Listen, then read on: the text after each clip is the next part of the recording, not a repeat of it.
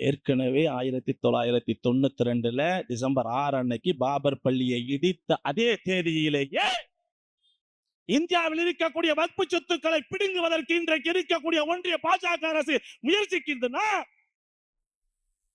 நம்ம வீட்டில் உட்கார்ந்திருக்க முடியுமா? அமைதியா இருந்துட முடியுமா? தோழர்களே, எஸ்டிபி கட்சி இதனுடைய ஆழமான ஆபத்தை உணர்ந்த காரணத்தினால்தான் எஸ்டிபி கட்சியுடைய தேசிய தலைவர் இன்று ஜெயிலில் இருக்கின்றார், சிறையில் இருக்கின்றார்.